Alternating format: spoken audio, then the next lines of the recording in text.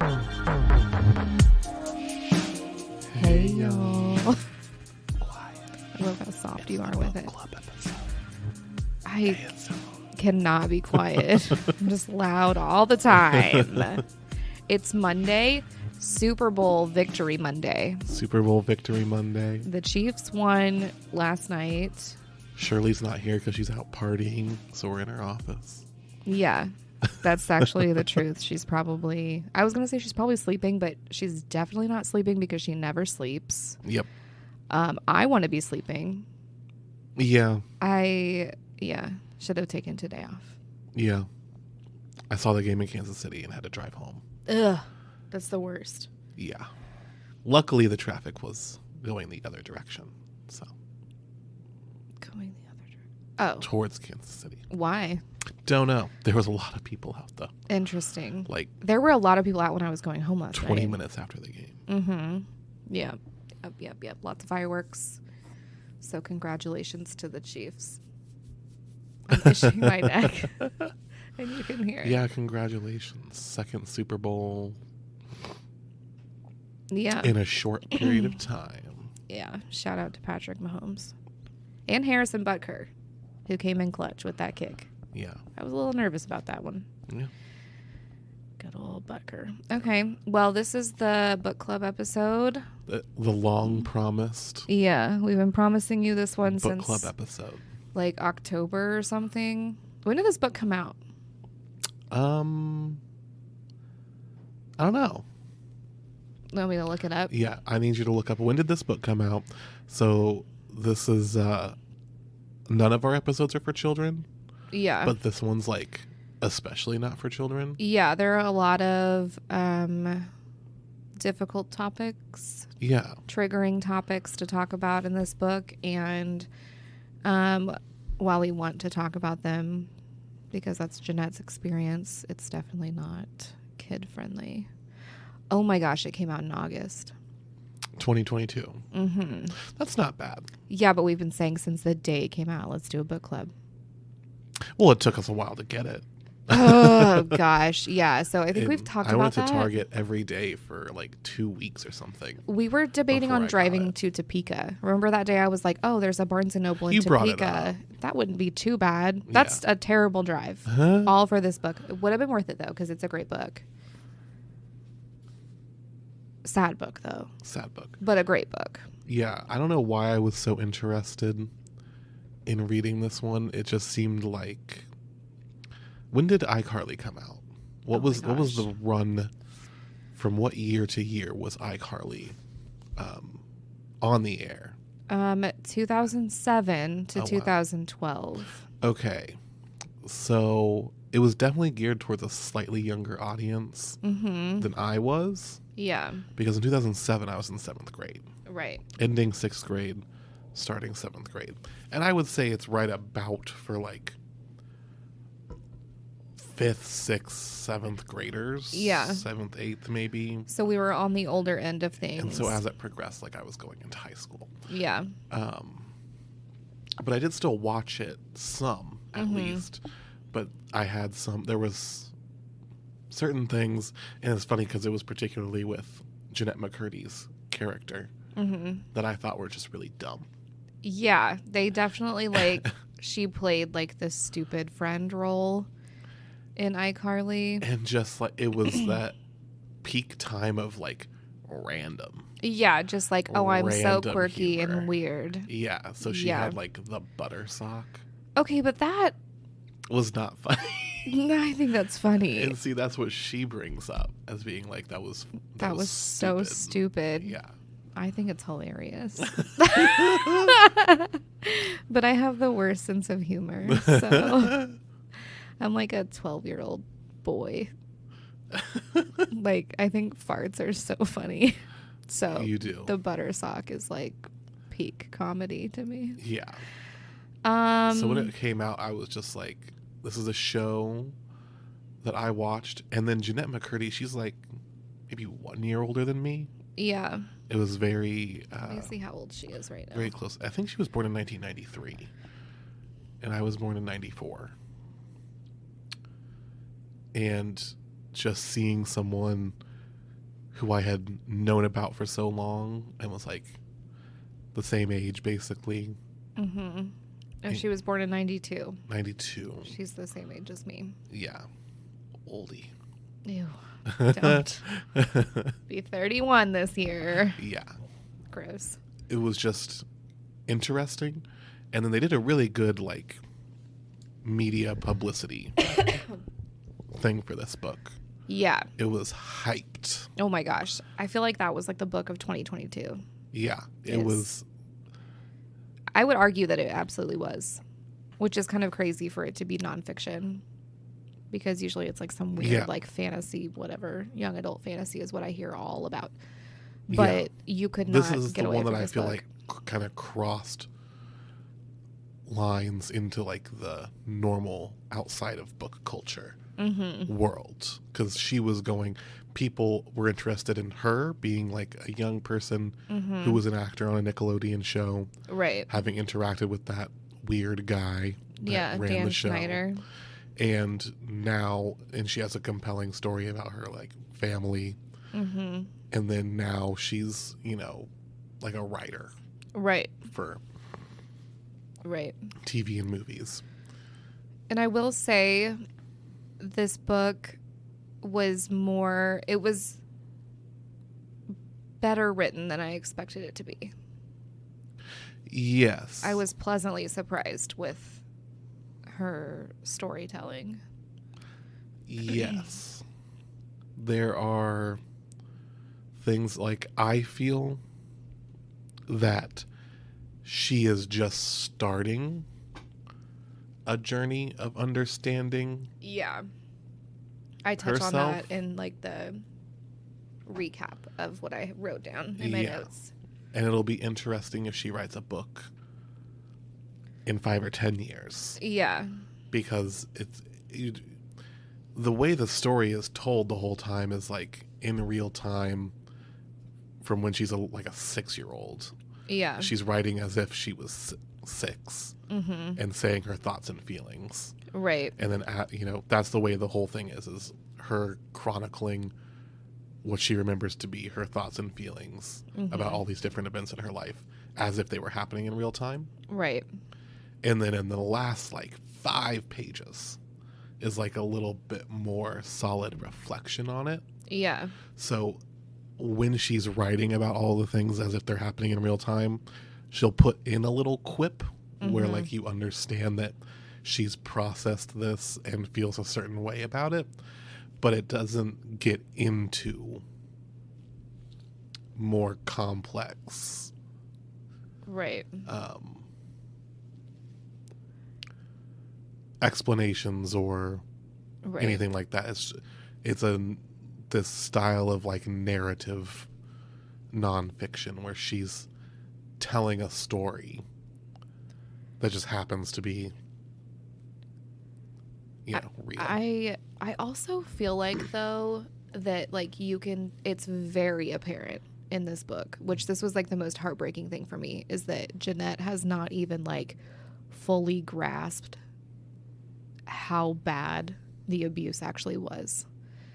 Yeah. Like you can tell like just by the way that and maybe that's like purpose, like she's holding back her true feelings and she has every right to do so. Like sharing at this level is mind-boggling. I can't even imagine how she felt the day that this book came out. Like, yeah, physically sick, I'm sure, but like you can tell in some parts that she hasn't fully grasped like what she has been through and the trauma that she has dealt with. And that was the saddest part for me, was that she still has like so much healing to do. Yeah, she's gotten to, I think, the recognition stage and hasn't like gone through the whole healing process. And like, and this is probably part of it. Right. But definitely. It did make for an interesting way of reading the book. Because it's just like laying out what happened. Yeah. And then it ends. Yeah. Yeah. Which, I mean, we can like skip to that part because I only have a few notes to talk about, but there was a quote that you had tabbed in your book that I found But Jeanette said she wanted this and I wanted her to have it. And I think she's speaking in like regards to fame. And she said, I wanted her to be happy, but now that I have it, I realize that she's happy and I'm not. Her happiness came at the cost of mine. I feel robbed and exploited. Which, like, when you read the book, you can tell from day one, like, this mother was going to exploit this child so bad. Yeah. So it's crazy that it took her, you know, that long to feel exploited when it's like every single day of her life, this poor child and woman was exploited fully by her mother. Yeah. And I don't even know if we mentioned the title of the book yet. Oh, yeah. Is I'm Glad My Mom Died. We're recapping. It'll be in the I'm Glad My Mom Died. Yeah. Which, let's pause and talk about that title, because I know there was like a lot of controversy around it and a lot of people who didn't know. I knew about Jeanette's mom before I read the book. So I didn't know about her family. I'm a big pop culture. I mean, you know, TMZ. Yeah, I'm always on TMZ. I love celebrity gossip. I love it all. So I knew, not to this depth, but I knew that Jeanette's mother had been a big issue, and like, obviously with everything at Nickelodeon is kind of icky right now with Dan Schneider. But when this book came out, there was a lot of controversy from people who didn't know Jeanette's history. They were like very confused about the book title because it is such a bold title. Yeah. That's not something that people usually and say. I feel like it's even, I don't know if it's on this back cover here, but it might have just been in a review that I read, was that like at no point is she ever like, does she ever come out and like say that her mom's a bad person? No. Like, she almost never says anything bad about her at all. I was going to say... I mean, she's laying out... That's the way thing is, like, the way the book's written is she's just saying what happened. And so you can recognize, as a reader, that, oh, that's not good. Yeah. That's really horrifying. Normal behavior. But... Right. That's just what her life was like. That's just... For her, that's what life was. That's what growing up... That's what mothers do. Yeah. Kind of... Right. You know, if that's all you know growing up, that's just what you think is what's normal. Yeah. And so that's how she's telling the book, is as if these are just things that happen. Right. And it's interesting. And then her mom is dead halfway through a little more than halfway through the book. Yeah, it takes a while to get to that point. Yeah, because it starts out when she's like 6 years old. Yeah. At her first audition. And ends when she's like almost present time. Yeah, it's not too long ago. I was in mid-20s maybe when her mom died. And she's still like in the hospital right before she died, like taking care of her mom. Yeah. And she said that she's so convinced that like, because her mom's had breast cancer for 20 years or something, going into remission and back, that she's like convinced herself that if she tells her mom that she's down to 89 pounds, like her mom will live, she'll wake back up and be fine. Which is just so... And that's like a 20-something-year-old horrifying person. And it's so sad that like, one, that she was that skinny and scary skinny, and two, just the thought, like, because I obviously have a daughter, Hadley's only 5, but I can't imagine Hadley being like, well, if I don't eat, then my mom would be happy. Yeah. That breaks my heart. Like, it makes me physically sick, and it makes me, ugh. Yeah. It's so heartbreaking. Because there's a lot of, like, the reason that she was doing that was to stay small and to stay childlike. And that's because their mom that's what their mom wanted, was for them to be child stars. little children, and for her to be able to take care of them. Yeah. As little children. Well, and so that you said that, that was a point that I wrote down also. A scene in the book was that she was doing like some sort of screening for Nickelodeon, and they were having her try on swimsuits. Mm-hmm.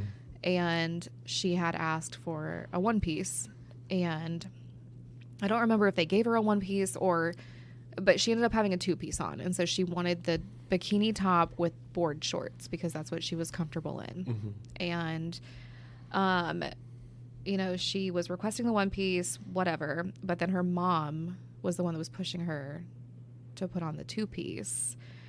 And she mentions that like childlike body, and that she was embarrassed to put the two piece on and like didn't want to put it on because she didn't want her mom to see her looking like a woman. Yeah. And it, first of all, she was still a child. Like, let's just like point that out.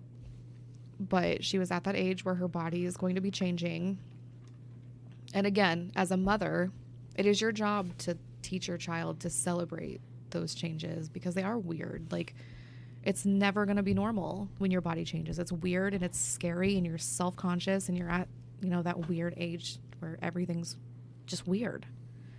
So like for her mom to put that thought in her head and for her to think, I can't imagine how she felt like watching her body change, and that sucks.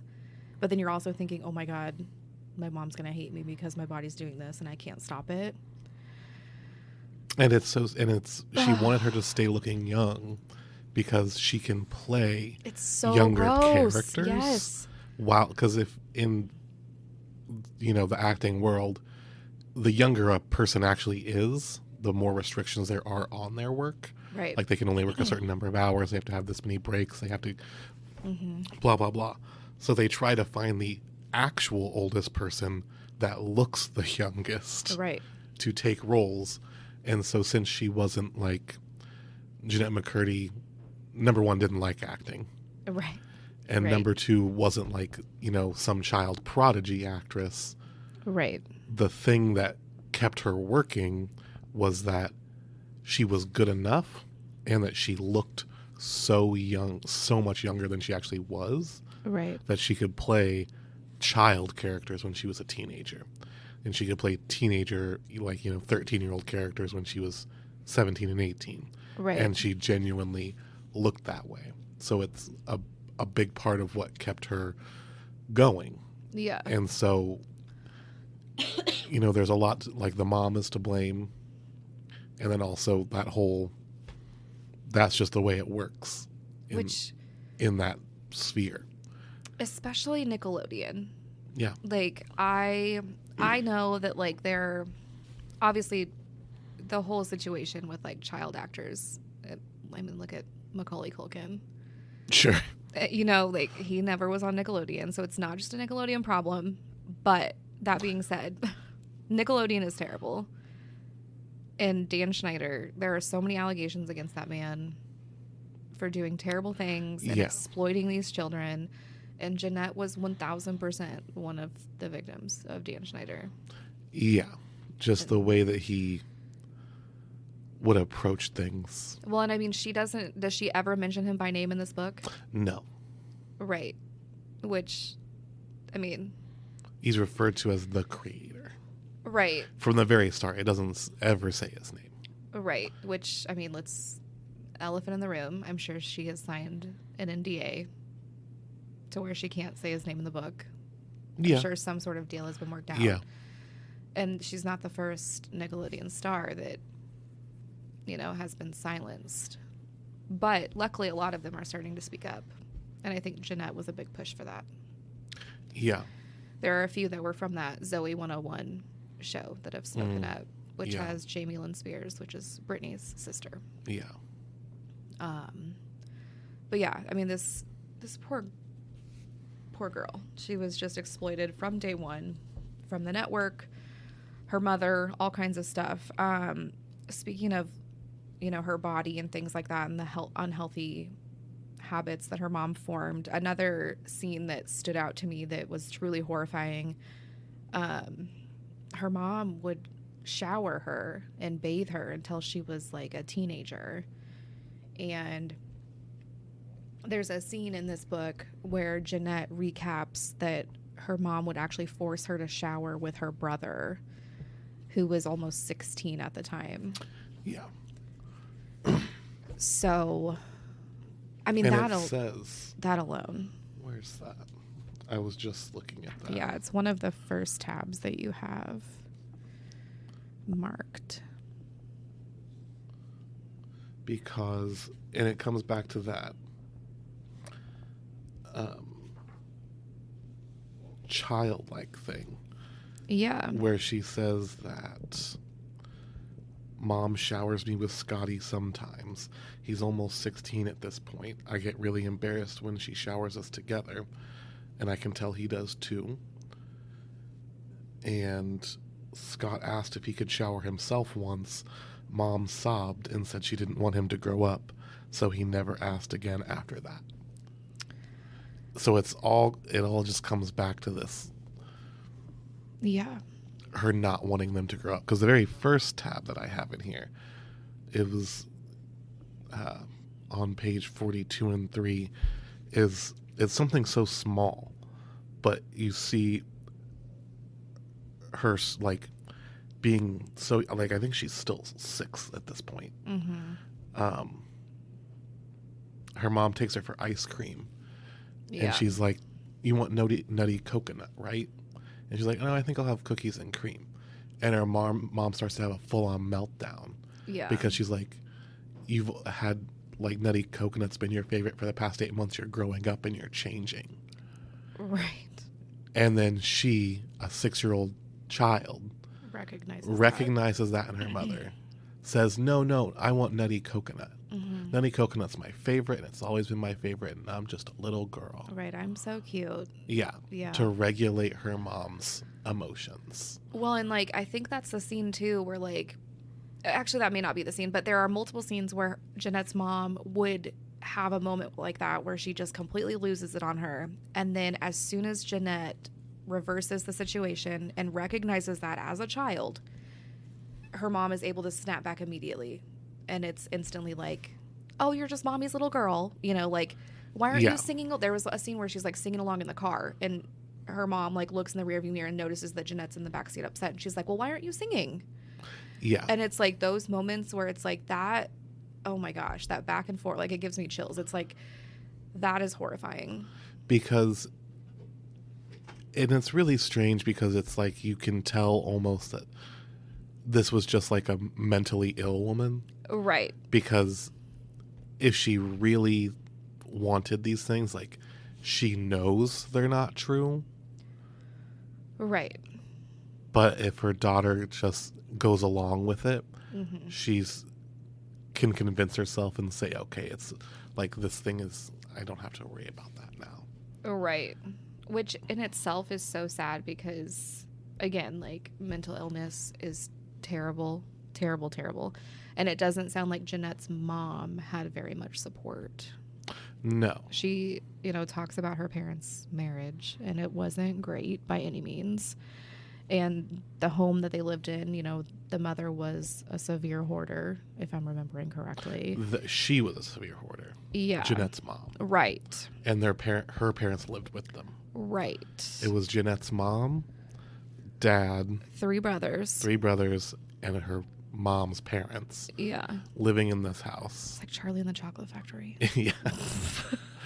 And her mom was a severe hoarder to the point where, like, they didn't have beds. Yeah. Because their rooms were just full of stuff. Yeah, they would sleep on, like, mats on the floor. So they slept on those, like, roll out, like a yoga mat, basically. Oh, my God. Well, she's raking in thousands and thousands of dollars on iCarly. It gets to that point. Yeah. Yes. And her mom and dad do not get along at all. Her dad basically just works to stay out of the house. Yeah. When he does come home, all her mom does is say, you know, terrible you're things. A bad father that can't provide for us. Yeah. And you never do anything. Yeah. All she does is berate him. Right. Well, and it's strange, too, because, like, and I think this is just because Jeanette was the only girl of the family, But like the three brothers, they were abused, but not to the degree that Jeanette was. Yeah. And it almost because seems their mom like could see herself in Jeanette. Yeah. And like Jeanette talks about that from the beginning, about how being a star was like her mother's dream. And the special connection that her and her mom have. Right. That the boys, whenever you have like a situation like this with a mother having these particular mental issues, you know, the children can react in different ways. Right. And it seems like the boys were all much more like, yeah, whatever. Like, I'll do some things to like make you not scream at me right now. Right. But it's kind of a, yeah, whatever. Yeah. Whereas Jeanette just is that person that was, I will do anything at all the time to make you as happy as possible. Right. Like the expectations were just piled on her from day one. Yeah. And she knew that as a very young child. But it does surprise me, though, because I feel like I tried to put myself in her shoes, and I feel like I would resent my brothers if they didn't.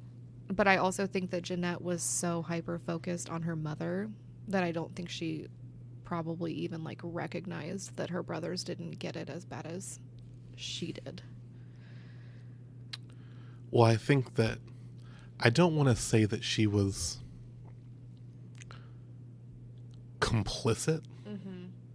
It's just that that's the way that, which I can understand. She knew it was her role. Like, it was just what she had to do. I mean, it's because, like, for me and my brother, my brother isn't the type. I would care that everything was very peaceful and calm and as like normal as possible. Sure. So if there was ever like an issue or if someone was ever upset, yeah, I would try to calm that down. And I felt like at the time, like, I'm the only one that cares enough to make sure that things are okay, and my brother just doesn't care. Okay. Now that you say that, Yeah. I will say, I think it's a sibling dynamic that anyone with siblings has. right, because as soon as you said that, it clicked with me, because I am also that sibling where I'm like, I just need everybody around me to be fine. Like, Yeah. I will, if that means calling whoever 20 times and talking to them while they go through this, I'll do it. Yeah. Whatever. And it makes you think like your brother's selfish. Right. And I've had those thoughts about my own brother, because Yeah. my brother is very much like yours, where he just like doesn't care. Like, my mom could be mad at him and he's like, so what? Whereas I'm like, no, I need to fix this. I don't want her mad at me. I don't want to deal with it later. You know, whatever. So I do get Jeanette's mindset on. So it's like hard to say, like, I'm not saying she's complicit. Just like I'm not saying No. I was complicit Right. to whatever back in the day. It's just like But- when you're a kid in particular Right. and the relationship you have with your parents. Right. Like, you're either a person who can put that off or you take it on. Right. And she was one that took it on. It's just that her parent was several degrees Right. above most. Yeah, exactly. And then it seems that in Jeanette's case that this was generational trauma as well, because she talks about the dynamic with her grandmother. So that would have been her mom's mom. Yeah. After, and it almost seemed like she took over that abusive role when Jeanette's mom died, because she talks about a phone call that she had with her, and she was like, your mother's probably rolling over in her grave, or whatever she said, and just like totally guilt tripping Jeanette about something. And Jeanette talks about blocking her that day on her phone. So clearly this was like generational trauma for everybody. So kudos to Jeanette for breaking that, because it's so easy to just like, you know, give what you've received. Yeah. Especially when that's all you know. I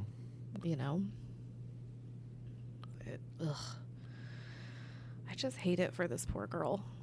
Yeah. The whole book is just very, very heartbreaking. But I do want to talk about her healing toward the end, because there was a big part that I quoted in my notes. And Jeanette kind of talks about the identity crisis that she had when she was in therapy, and particularly when she was told for the first time what you experienced was abuse. And I think her therapist's name was Laura at the time. And Jeanette said in the book, I have no idea how to go about life without doing it in the shadows of my mother, without every move being dictated by her wants, her needs, and her approval. And she had this reckoning. You know, she left therapy, and the therapist was like, you know, this is healing. This is what you've been through. Accepting that is the first step. And she leaves and has this reckoning in her car, and then fires her therapist that day. Yeah. Which I think is a common thing. Like, when you've been through that much trauma, like, you want to lash out at the person who pointed it out to you, because you're like, how dare you? Her whole world was flipped upside down in that moment. Yeah. You know, and I'm sure she probably knew it was coming to a certain degree. And it's hard for me to understand exactly what it is that she's reacting to when she fires her. It's like, are you mad that they made you realize something? Mm-hmm. Are you scared that that person knows too much about you now? Right. Are you still rejecting the truth? And because she just moves on to a new therapist. Right. And I will say, as far as her being scared, or the possibility of her being scared that this person knows a lot about her, I would imagine that being a celebrity, you know, trauma is trauma. But when you add in the idea that, oh my gosh, if this gets leaked to TMZ or whatever, that is horrifying. And I just feel like, and she would say this throughout the book a lot, that there weren't almost anybody that she just did in general trust. Yeah. She had almost no, like, close friends. She only really mentions 2 friends. Right. And one of them is kind of like a party friend. Right. Like, not a friend she should have been around at the time. Yeah. When she was trying to recover. Yeah. So I just think that, like, adds to that trauma of, again, you have to worry about all of these things. And one of them being that people are going to find out about it. Yeah. Because there's so much shame that goes hand in hand with trauma. And I've been there. So speaking from experience, when people find out about this terrible thing that you've been through or that happened to you, not only are you trying to recover from it and heal from it and process it in your own head, but then you have people asking you about it. And you have people in your face being like, are you okay? Yeah. How are you doing? What are you doing to take care of yourself? And it's like, they come from a good place 98% of the time. But it forces you to relive that trauma over and over and over and over again. And yeah, I can't imagine a trauma to that degree. Yeah. You know. At that point, she was running away too. Yeah. Yeah. And, you know, she, throughout the book, does not have great coping skills. One of the ones that she heavily talks about throughout the book is she was bulimic at this time. And was she went from bulimia to anorexia. Yeah. Well, it started with, okay, we'll take a short break. Mm-hmm. We'll come back. You guys won't feel the break because I'm just going to cut it. Right. But we'll come back and we'll go through the points in the book kind of in order to get her story. Yeah. And then we'll do some closing thoughts. Okay. All right. Let's do it. We'll be right back, as in now. And we're back. We're back. It's been 1 second for you. Like 4 hours for us. 4 hours for us. Has it actually been 4 hours? Yeah. Oh, wow. 4.5. Yeah. I was going to say, please don't correct my math if I'm wrong. Just go with it. I can't even think about it right now. I think it's 4.5 I don't know. hours. But yeah, let's run through. I tried to mark like the big things that happened. Yeah. And the big psychological things that happened. Mm-hmm. So early in the book is the first one that I have. And it's one we talked about where she wanted cookies and cream ice cream instead of nutty coconut.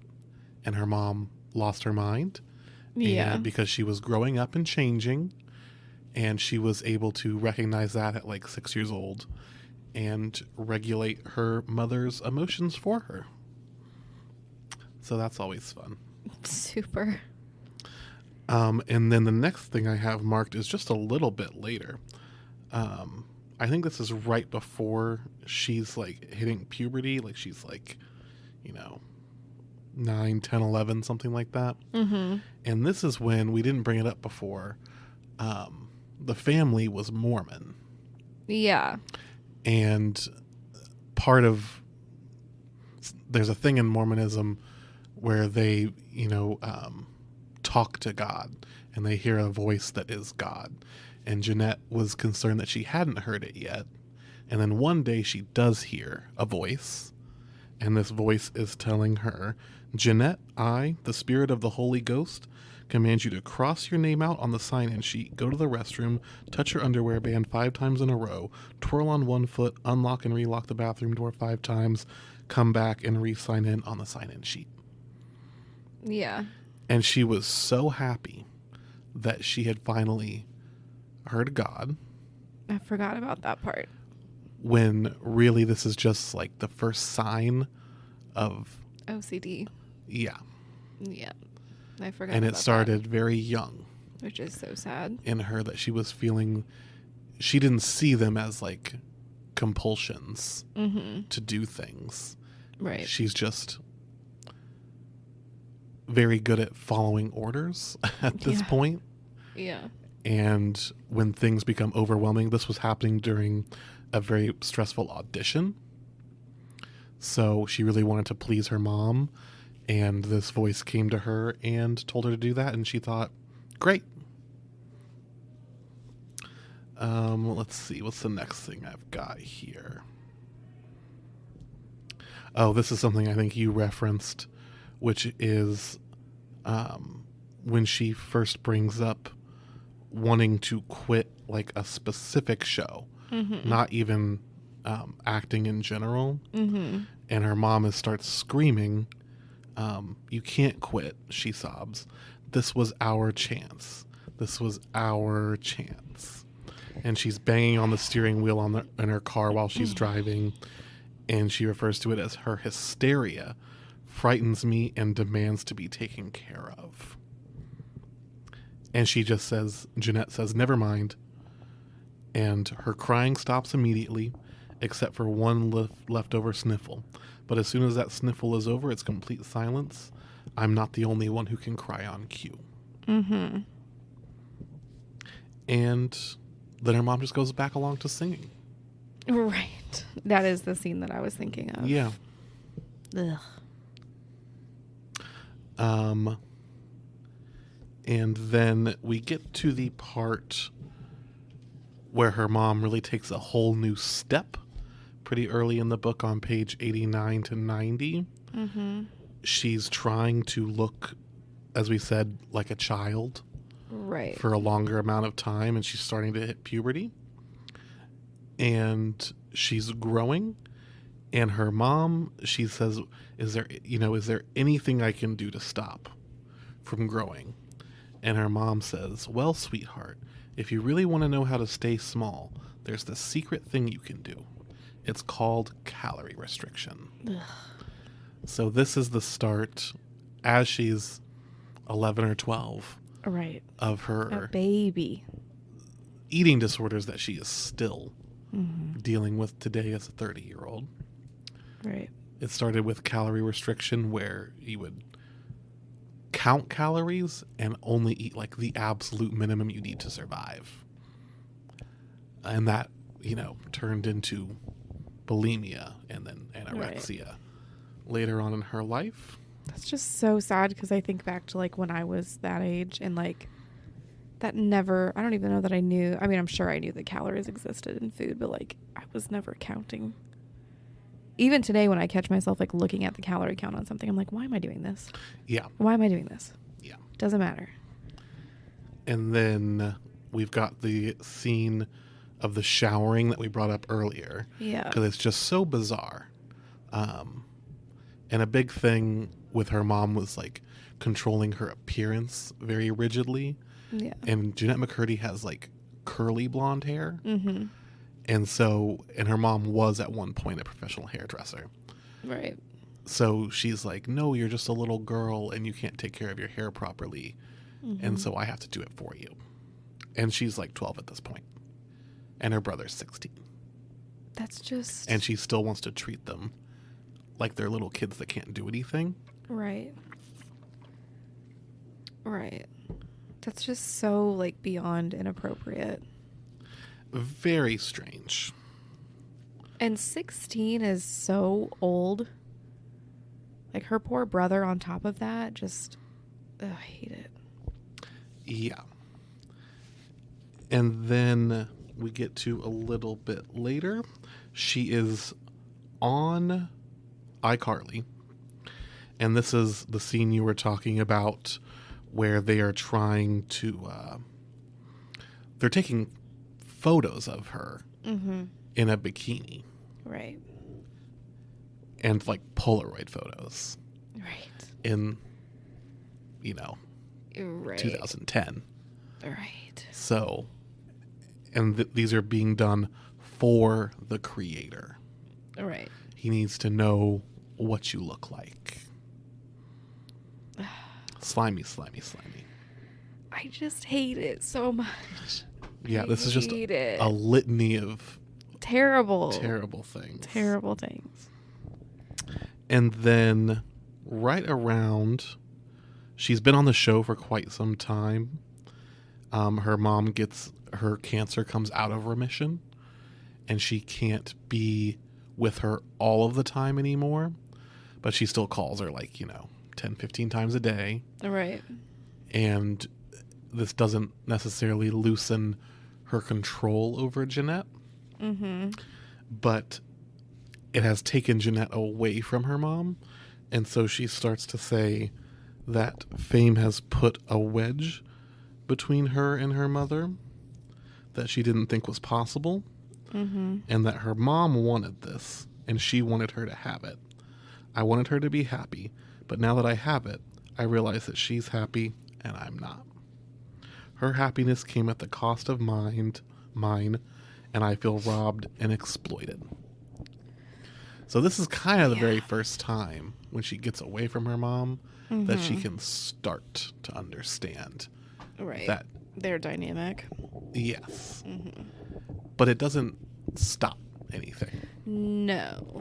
She's just understanding how she feels, but she still can't respond to it. Right. She wasn't constantly consumed by her mother's feelings at that point, so. Yes.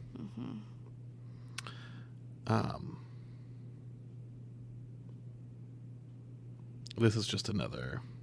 She starts relapsing into the eating, and this is because she's been doing the calorie restrictions. When her mom's not around, she starts binging. And this binging is what leads to her purging and development of bulimia. Yeah.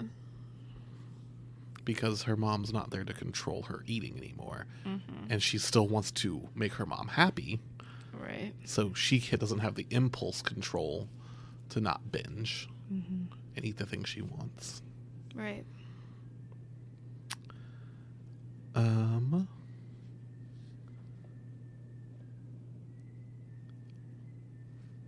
is whistling that?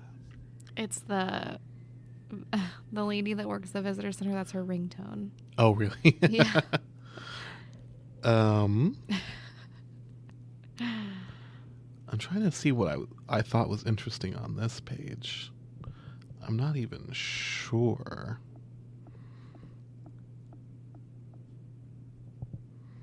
This is when she moves into her first apartment.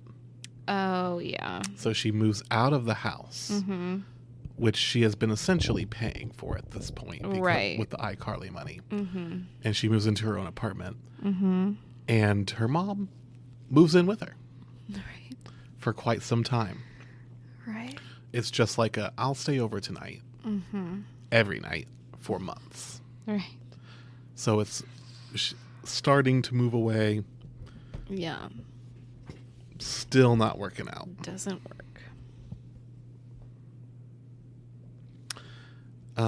And then she does talk in the second half of the book a lot about her sexual experiences. Yeah. Which is most interesting just because she has no idea what's going on. Because she was Mormon and homeschooled. Yeah. While she was acting. And also, like, kind of given this, like, weird phobia of her own body. A phobia of her body. A phobia of men's bodies. In general. The one male-female relationship that she does see is her parents going at it constantly. Yeah, which is so toxic.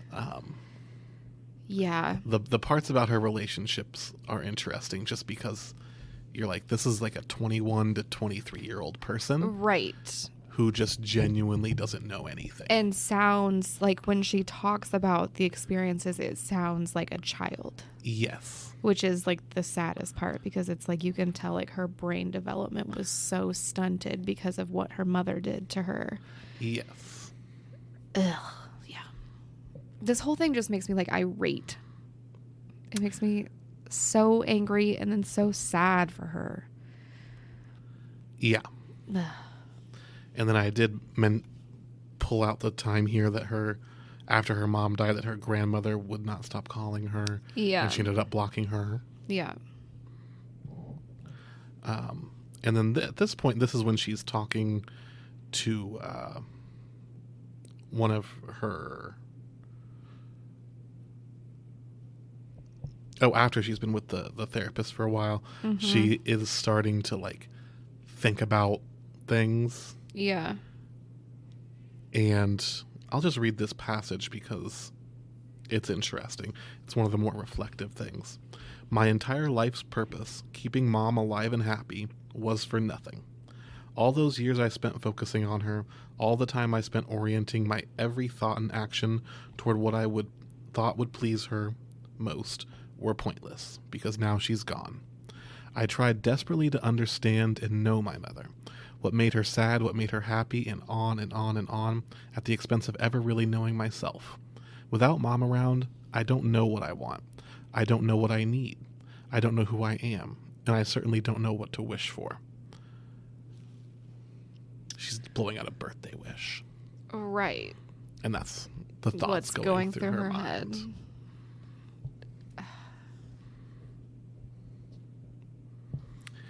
And then she's working with Laura, who's, I don't know if it's a first therapist, because she goes through a few, some that are like more specialized in eating disorders, and some that are just for the family stuff.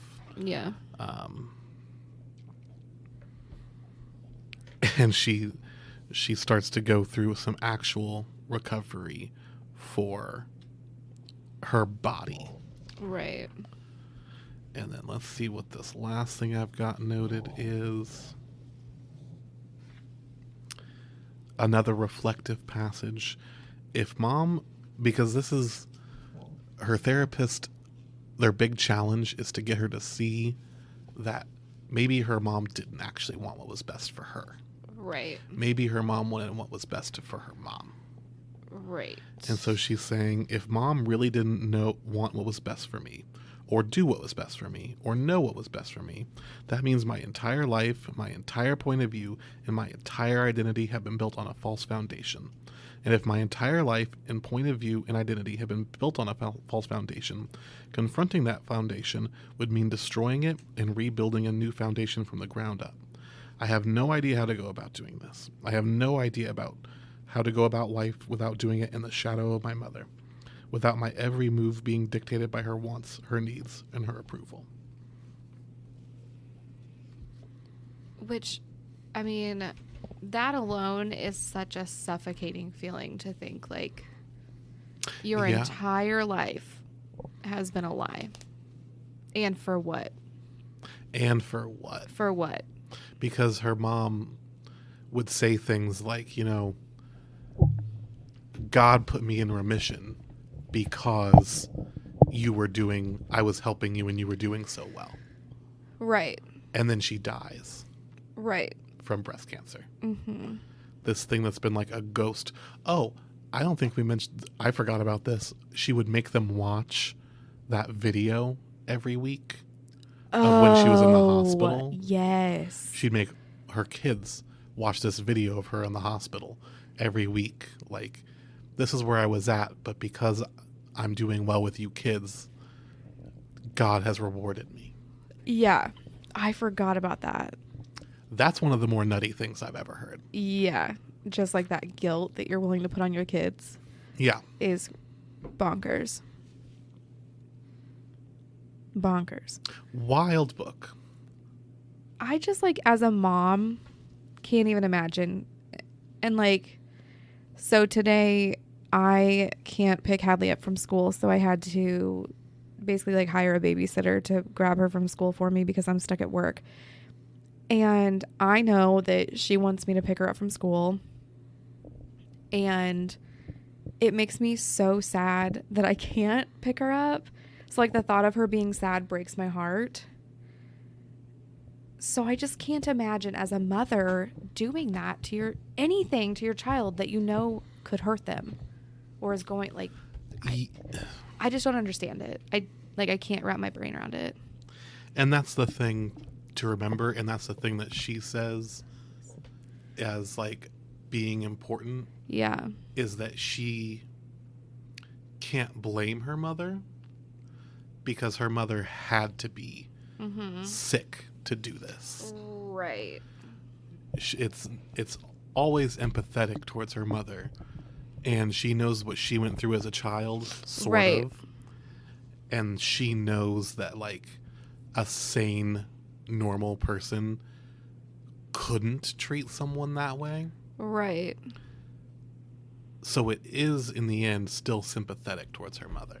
Mm-hmm. But fully understanding that what she did was wrong. Right. Right. And I guess I don't know. I sincerely hope that Jeanette McCurdy is surrounded by the right people. Because I think that's the scary part about all of this is that Hollywood is so toxic. And even in the book, it's very obvious that she was not always surrounded by the best people for her recovery. And so... Yeah. And she also was pretty good for a long time at hiding it. Mm-hmm. Because she was good at hiding. She learned that. Right. It's a survival skill. Learned to tell people what they wanted to hear so that they would be satisfied whether or not she was. Right. Right. But yeah, I mean, like I said, that's just a survival skill and something that she unfortunately had to do. But yeah, I don't know. It's just sad. Sad all around. So I'm looking forward to the book in 10 years. I hope I hope that she keeps writing. I hope she stays away from Hollywood. Yeah, she does not want to act. No. Which is great and fine. Right. I mean, apparently, I don't know if she's written anything that's been produced. Yeah, I'm not sure. The only thing I know about her, like, recent life is that they did an iCarly reboot, and she was not a part of it. Well, yeah. Obviously. And this was before the book, and so everybody was like, where's Sam Puckett? Why isn't Sam in the reboot? Yeah. Well, there was so many. She had her first kiss on that show. Yeah, with Freddie Benson. With an actor. Freddie Benson. Yeah. Yeah. And he tried to make it as comfortable as possible, but she's already uncomfortable with everything related to that.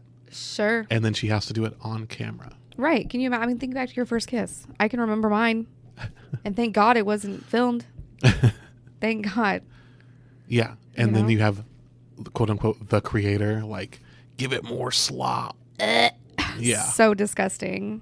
Yeah. I don't want people to see me kiss anybody right now. you know? Like, as a 30-year-old, I'm like, nope, Yeah. don't watch me. I don't even want the person I'm kissing to watch me. Close your eyes. This is embarrassing. So I feel for her in every aspect. And it almost makes me feel guilty because I did like iCarly as a show. And it makes me happy because I liked iCarly and didn't like her. Oh, see, I loved her. And so it makes me feel guilty because I'm like, oh my gosh, you were so miserable. And I thought it was so funny. You know, I thought it was so cool. Yeah. And really, she was miserable. So that makes me feel really bad. Yeah. But now you know. Now I know. And I'm a Jeanette fan, not a Sam Puckett fan. Yes. I'm a Jeanette McCurdy fan. Yeah. I did like that her relationship with the girl who played Carly. What's her name? Miranda Cosgrove. That was like her actual BFF. Yeah, they formed a really sweet friendship during iCarly, which I liked that part of the story. Yeah. Because I've always thought Miranda Cosgrove was like just a sweet little thing. Yeah. You know, you never really hear about her. And it was interesting that at the very end of the book, because, I mean, they were together for so long. Yeah. And then they were like still pretty close friends for so long afterwards. Mm-hmm. And then at the end of the book, she's like, and then we grew apart. I know. And it's okay. Right. That part was a little strange. Because at that point, she didn't end it in a relationship. Mm-hmm. Jeanette McCurdy was not in a relationship at the end. Mm-hmm. And so it does feel kind of alone. But that's probably what she needs to finish her healing. The whole process. Right. Because she jumped from relationship to relationship, generally with significantly older men. Yeah. Right. Yeah, I just hope that she's in like a good place. And I hope that she felt like all the love and support when the book came out. I didn't see a single negative review about this book. Loved it. I hope it gets her all the work that she wants to do. Yeah, and that she wants to do. Yeah. Not somebody else, not a manager. Because I think she makes it clear in the book that, like, she wants to do something. She wants to write. She's got enough money that she doesn't have to do anything for the rest of her life. Yeah. But living alone, doing nothing in that big new house she bought was not fulfilling. Right. So. Yeah, I get that. There was one letter that like went public that her mom wrote her. Yes. And she read it on some of those talk shows. I'm going to try to find it. So, how do you spell her name? Jeanette.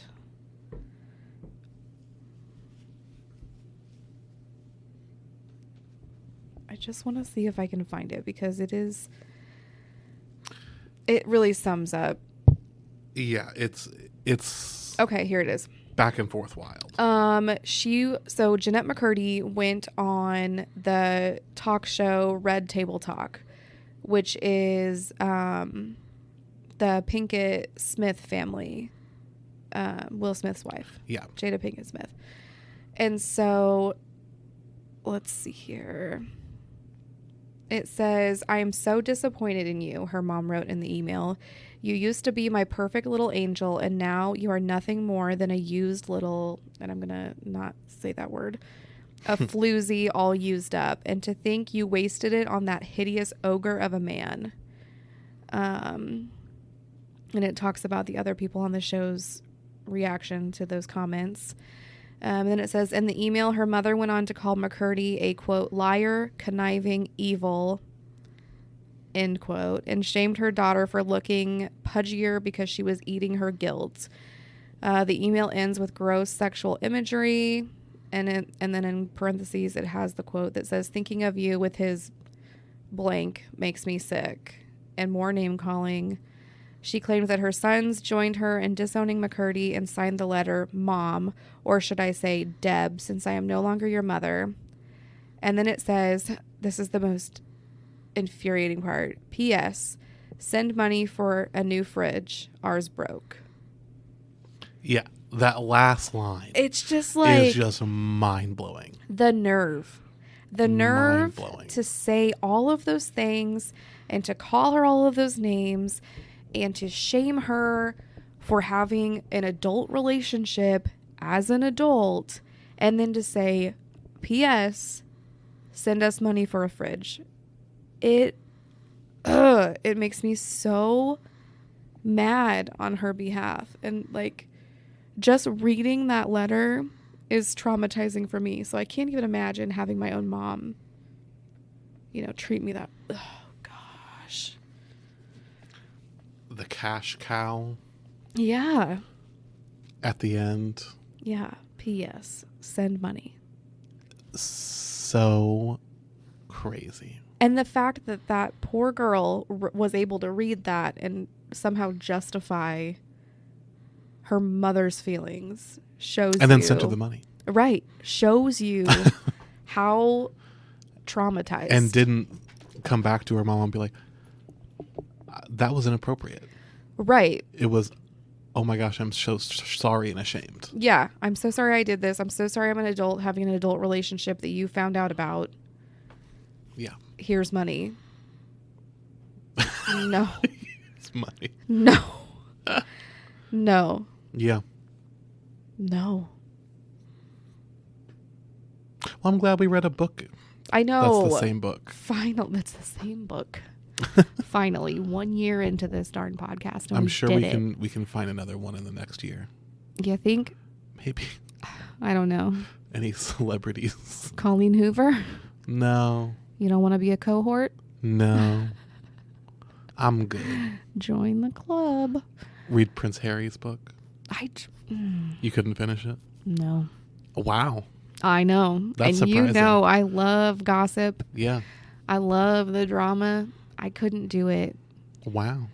I wasn't in a great headspace, though, so maybe I needed to give it another go round. And you were listening to him read it, right? Yeah.